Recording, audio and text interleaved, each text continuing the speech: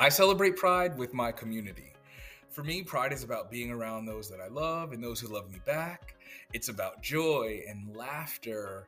And I know a piece of it is absolutely about acknowledging the struggle that the community's been through. And I do that all year long for the work that I do.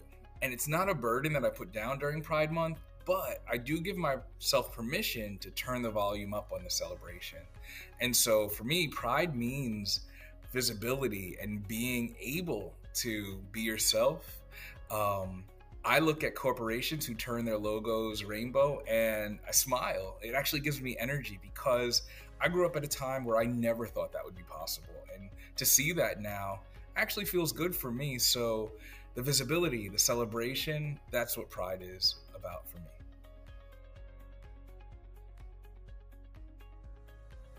To raise awareness this Pride Month, people just need to show up, whatever that means for them. And so for some, that might mean walking in a Pride March. For others, that might mean a book club with a few of your closest friends. It can be having big wild hair, or it can be a lot more calm than that. And people just need to see that the community is not a monolith. The LGBTQ plus community is made up of people of all stripes and shapes and sizes and ages and colors. And that's what makes us strong. And so showing up and being exactly who you are, not being somebody different than yourself, is how you can raise awareness for Pride Month. To make an impact this Pride Month, people can donate their time, their talents, or if they've got it, their dollars. I know a couple of great organizations. One is the SAGE organization. They provide services and support for the elder LGBTQ plus population, and also the Stonewall Community Development Organization. I know some people over there and they do great work.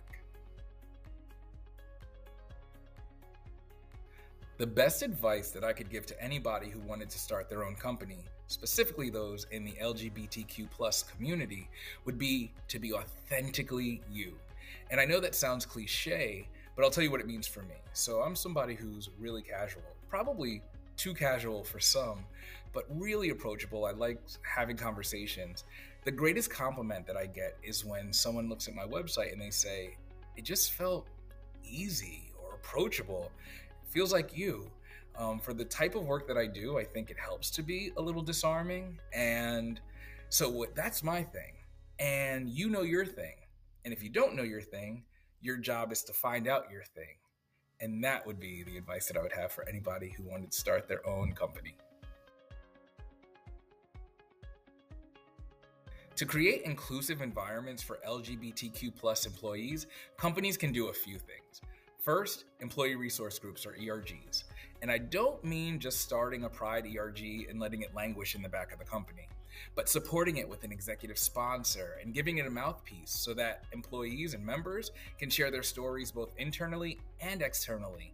That way, people absolutely know where your company stands in support of the community. Another thing is a rising tide will lift all boats. And I say that because if you do the work, the culture work of creating a culture of belonging, that won't just benefit your LGBTQ plus employees, but also your Black employees, your women employees, and your heterosexual white male employees as well.